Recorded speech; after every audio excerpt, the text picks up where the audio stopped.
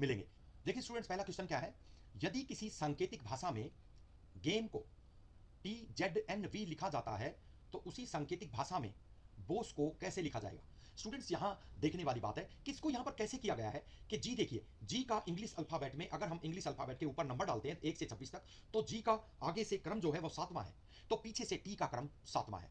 इसी तरह ए का क्रम आगे से पहला है तो जेड का क्रम पीछे से पहला है। इसी तरह एम का क्रम आगे से 13वां है तो एन का क्रम पीछे से 13वां है। इसी तरह से ई का क्रम आगे से 5वां है तो वी का क्रम पीछे से 5वां है। तो इसी तरह हम बोस का अगर निकालते हैं तो आगे से बी का क्रम आगे से दूसरा, इसी तरह वाई का क्रम पीछे से दूसरा, फिर ओ का क्रम आगे से 15वां तो पीछे से एल का क्रम 15वां, आगे से एस का क्रम आगे से अगर हम देखते हैं तो 19वां है तो पीछे। अगला क्वेश्चन भी बिल्कुल पहले जैसा ही है, यदि किसी सांकेतिक भाषा में ट्रेन को GIZRM लिखा जाता है तो उसी सांकेतिक भाषा में फिगर को कैसे लिखा जाएगा। स्टूडेंट्स देखिए, TRAIN, तो ट्रेन में टी का आगे से नंबर जो है वो 20 है तो पीछे से जी का नंबर 20 है। ठीक उसी तरह से आगे से आर का नंबर जो है वो 18 है तो पीछे से आई का नंबर जो है वो 18 है। इसी तरह से ए का नंबर आगे से 1 है तो पीछे से जेड का नंबर 1 है।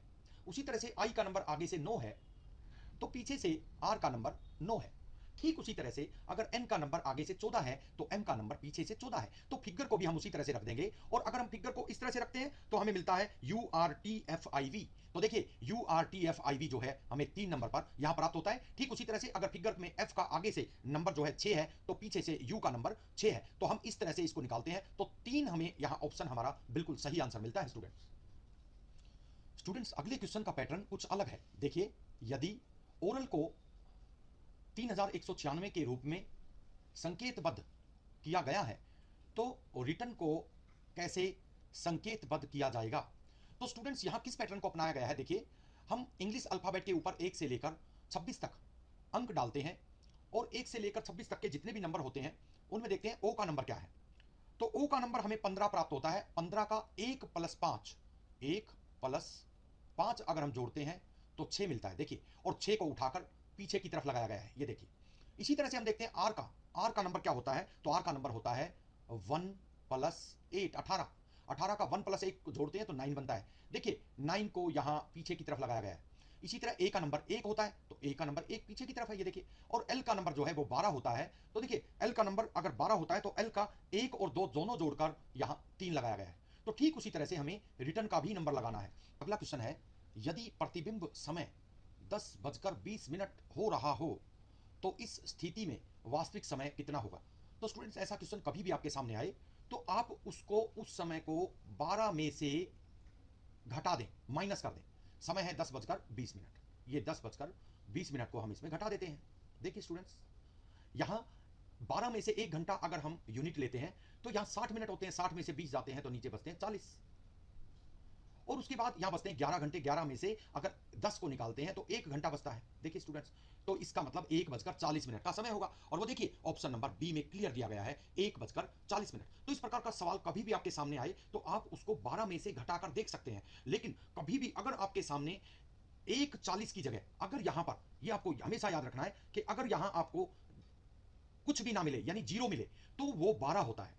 अगर आपको उस ऐसे डाउट, जैसे हम कहते हैं कि अगर घड़ी में 11:40 का समय हुआ हो तो दर्पण प्रतिबिंब में क्या समय होगा, तो देखिए स्टूडेंट्स यहां पर हम 11:40 को अगर 12 में से घटाते हैं तो हमारे सामने वही पोजीशन आती है। 11:40 को घटाते हैं तो यहां एक यूनिट लेते हैं घंटा, तो 60 में से 40 गए 20, और यहां 11 बचते हैं तो 11 में से 11 गए 0।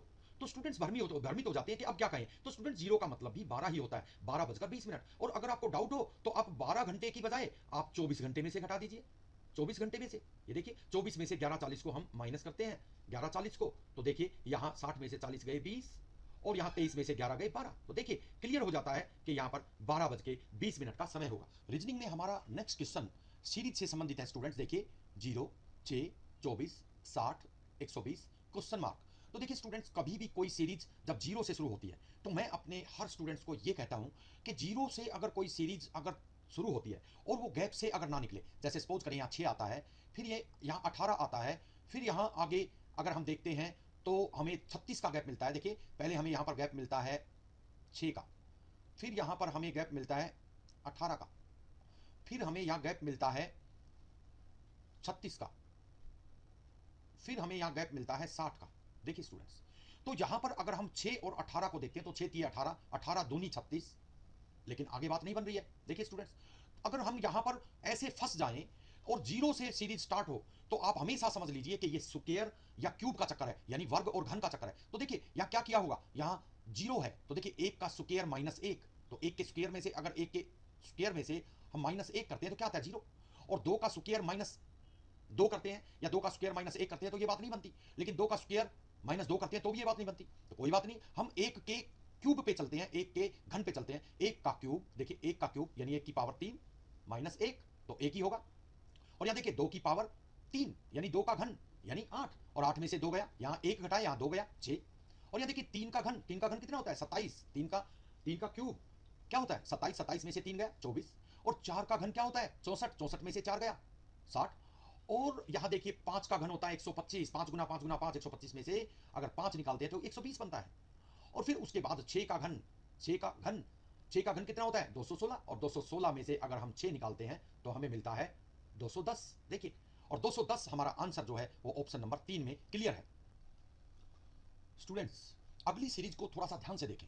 अभी मैंने आपको बताया था कि कभी भी किसी सीरीज की स्टार्टिंग जीरो से होती हो और वो गैप से ना निकलता हो तो समझो वो एक स्क्वायर और क्यूब का चक्कर है, यानी एक का स्क्वायर माइनस एक या दो का क्यूब माइनस एक का क्यूब माइनस एक, तो ये कुछ भी हो सकता है। लेकिन सबसे पहले हम गैप निकालते हैं। तो देखिए स्टूडेंट्स, हम इसमें गैप निकालते हैं तो गैप क्या निकलता है 3 का गैप। फिर 3 और 15 में जब गैप निकालते हैं तो क्या गैप निकलता है 12 का गैप। देखिए स्टूडेंट्स, फिर 15 और 35 में निकालते हैं तो 20 का गैप।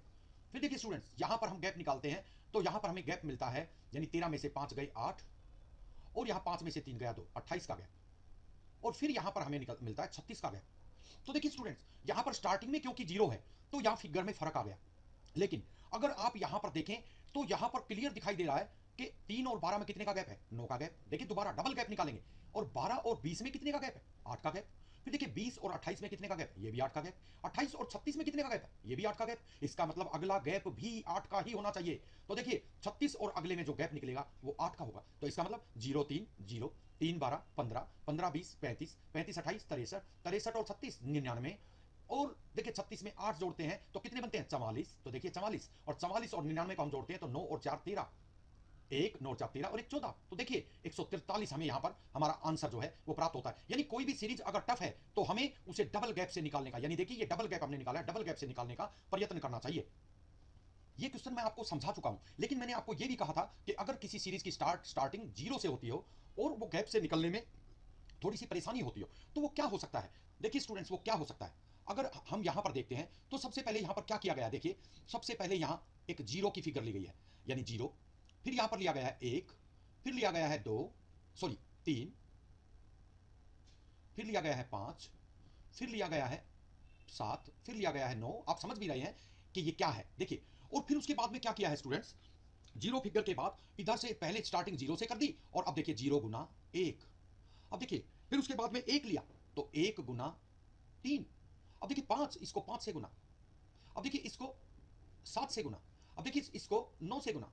अब देखिए इसको 11 से गुना। यानी एक सीरीज को इसको 11 से गुना, यानी एक सीरीज यहां 0 1 3 5 7 9, और दूसरा गुना में कर दिया, साथ में गुना में कर दिया 1 3 5 7 9 11। देखिए स्टूडेंट्स, सीरीज कैसे बनी, ये सीरीज अभी मैंने ही तैयार की थी। इसमें देखिए मैंने क्या किया, या 0 एकम 0, 1 तिया 3, 3 पंजे 15, 5 सता 35, 7 नीम 63 और 9 11 99। अब अगली सीरीज हमें पता है कि यहां 9 है तो 9 के बाद यहां 11 आ जाएगा, ये देखिए क्योंकि दो दो के गैप में है। यहां आगे से देखते हैं 0 1 3 5 7 9 11, और पिछली वाली सीरीज में पीछे 1 3 5 7 9 11, अब 13 हो जाएगा। ये देखिए स्टूडेंट्स, और 13 और 11 की हम गुना करते हैं, देखिए 13 एकम 13, एक 13 एकम 13 और एक 14, ये देखिए 143। तो देखिए स्टूडेंट्स 143 हमें आंसर एक नंबर पे मिलता है। तो मैंने दोनों सिस्टम से आपको ये सवाल समझाया। उसका देखिए डबल गैप का कारण क्या था, सिंगल गैप में ये निकलने में थोड़ी सी परेशानी क्यों थी, क्योंकि ये देखिए डबल गैप से इसलिए निकला कि डबल सिस्टम से बनाया गया है। एक चाल चली है 0 1 3 5 7 की, और दूसरी चाल गुना में करके 1 3